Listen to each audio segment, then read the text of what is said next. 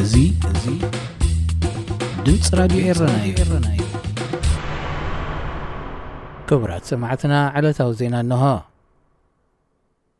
እስራኤል ላብ ኤርትራ ዝነበራ ኤምባሲ ዓጽያ።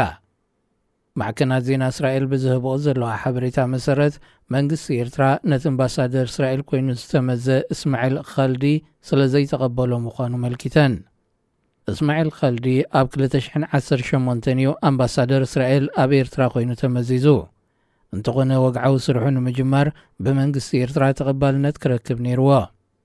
ቀዳማይ ሚኒስትር እስራኤል ያይር ላፒድ ኣብ ዝሃቦ መግለጺ ኣብ ማይታ ሸሓት ናይ ወጻኢ ሸርፊ ውፅኢና ነካይዶ ቤት ጽሕፈት ኤምባሲ ብዘይ ኣምባሳደር ክኸይድ ምጽንሑ ዘየድሊ ወጻኢታት ስለ ዘኸተለ ነቲ ኤምባሲ ክንዓጽዎ ወሲና ክብል ሓቢሩ።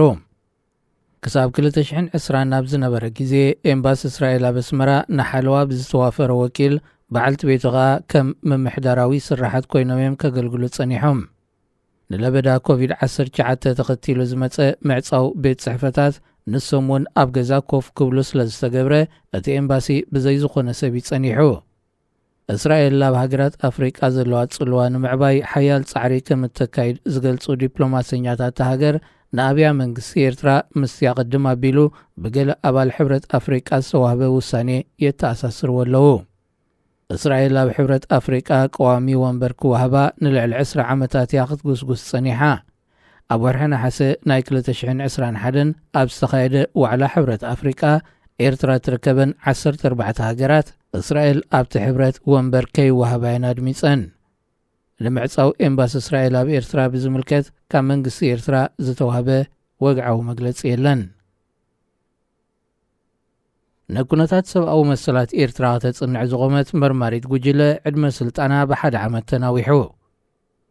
ባይቶ ሰብኣዊ መሰላት ብ7 ሓምለ ብዝወዓለ ኣኼባ ኣብ መንጎቶም 9 ዘሕለፎም ውሳኔታት ኩነታት ሰብኣዊ መሰላት ኤርትራ መምሕያሽ ከርኢ ዘይኮነ መሊሱ ናብ ዝኸፍአ ደረጃ ይወርድ በምህላው መርማሪት ጉጅለ ስርሓ ክትቅጽል ወሲኑ። ኣብቲ ዝተገብረ ድምፂ ናይ መሃብ መስርሕ 21 ኣባል ሃገራት ክድግፍኦም ከለዋ 10 ተቃዊመን 16 ሃገራት ከዓ ድምፀን ካብ መሃብ ተቖጢበን። ዕድመ ስልጣና ብሓደ ዓመት ተናዊሑ ዘሎ ስፔሻል ራፖርተር ኣብ መበል 53 ስሩዕ ዋዕላ ባይቶ ሰብኣዊ መሰላት ከምኡውን ኣብ መበል 77 ስሩዕ ሓፈሻዊ ዋዕላ ውድብ ሕቡራት ሃገራት ጸብጻባ ብጽሑፍ ከተረክብ ትጽቢት ተገይሩላ ኣሎ። ነቲ ተቕርቦ ጸብጻብ መርኩዝ ብምግባር ኩነታት ሰብኣዊ መሰላት ኤርትራ ኣብቲ ዋዕላ ጽዑቕ ዘተ ክካየደሉ እዩ። መርማሪት ጉጅለ ስርሓ ክትቅጽል የብላን ዝበላ 10 ሃገራት ቦሊቪያ፣ ቻይና፣ ኪዩባ፣ ኤርትራ፣ ህንዲ፣ ፓኪስታን፣ ሶማል፣ ሱዳን፣ ሕቡራት ኢማራት ዓረብን ቬንዙዌላን እየን። መንግስቲ ኤርትራ ካብ ጉዱድ ዕስክርና ጀሚሩ ክሳብ ዝተፈላለዩ መሰረታውያን ሰብኣዊ መሰላት ብምጥሓሱ ከምኡውን ብኣማይ ዝቝጸሩ ዜጋታቱ ሃለዋቶም ብዘይፍለጥ ኩነታት ብምእሳሩ ተደጋጋሚ ክስታት ክቐርበሉ ጸኒሑ እዩ። ትማሊ ቀዳም በዓል ዒድ ኣልኣድሓ ኣብ ዝተቐብረሉ ብኣሽሓት ዝቝጸር ህዝቢ ሱዳን ኣብ ኣገደስቲ ቦታታት መንግስቲ ኮፍ ብምባል ሰላማዊ ሰልፊ ክካየድ ውዒሉ። እቲ ብዘይ ዕረፍቲ ዝካየድ ዘሎ ሰላማዊ ሰልፊ ህዝቢ ሱዳን ጀነራል ኣልቡርሃን ስልጣኑ ክገድፍ ጸቕጢ ንምግባር ዝዓለመይ ነይሩ። ኣልቡርሃን ኣብ ዝሓለፉ መዓልታት እቲ ብዕልዋ ስልጣን ሒዙ ዘሎ ጉጅለ መዝነቱ ናብ ሲቪላዊ መንግስቲ ክረክብ ምዃኑ ገሊጹ እዩ። እንተኾነ ማሕበራት ሰሞያታ ሃገር ኣብ ልዕሊ እቲ ጀነራል እምነት ከም ዘይብሎም ውሳኔ ኣልቡርሃን ከዓ ዘይንጹርን ቅንዕና ዝጐደሉን እዩ ብምባል እዮም ገሊጾሞ።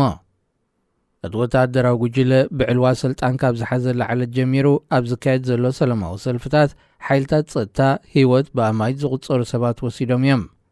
ክሳብ ሕጂ ብመንግስቲ ተዋሂቡ ዘሎ ወግዓዊ ቝጽሪ ምዉታት 114 እዩ።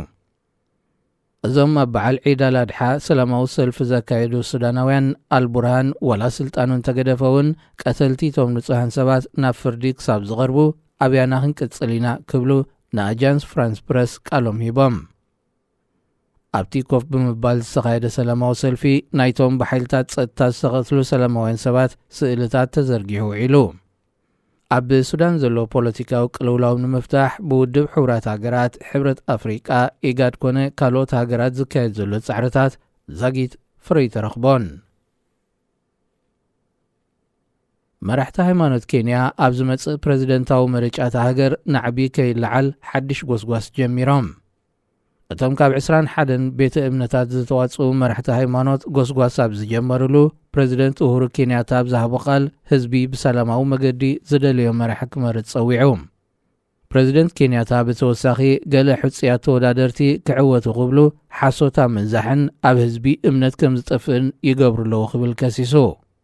ኬንያታ ንመን ይኸስስ ከም ዘሎ ብንጹር ስም ኣይጥቀስ እምበር ኣብዚ እዋን እዚ ምኽትሉ ብዘሎ ሕጹይ ተወዳዳሪ ዊልያም ሩቶ እምነት ከም ዘይብሉ ገሊጹ እዩ። እቶም መራሕቲ ሃይማኖት ህዝቢ ክመርጽ እንከሎ ውልቀ ሰባት ዳ እምበር ሓደ ብሄር ሙሉእ ይመርጽ ከም ዘየሎ ክዝከር ይግባእ ኢሎም። ፕሬዚደንታዊ ምርጫ ኬንያ ስዒቡ ዝኽሰት ግጭት ብሄራት ህይወት ኣማይት ሰባት ይኽወስድ ጸኒሑ። ሕጽያት ተወዳደርቲ ዊልያም ሩቶን ራይላ ኦዲንጋን ቁጠባ ኬንያን ኣብታ ሃገር ብናህሪ ዝውንጨፍ ዘሎ ዋጋ መነባብሮን መሰረት ብምግባር እዮም ዝጉስጉሱ ዘለዉ። እንተኾነ ዝበዝሐ ካብቲ ከነመሓይሾ ኢና ኢሎም ቃል ዝኣትውዎ ዘለዉ መብጻሕታት ክትግበር ዘይከኣል እዩ ክብሉ ተንተንቲ ፖለቲካ እታ ሃገር ይገልጹ። ክቡራት ሰማዕትና ዜና ዝተፈጺሙሎ ሬድዮ ኤረና ሬድዮ ኤረና ካብ ከተማ ፓሪስ ዝመሓላለፍ ብኤርትራውያን ጋዜጠኛታት ዝዳሎ ነፃ ሬድዮ እዩ።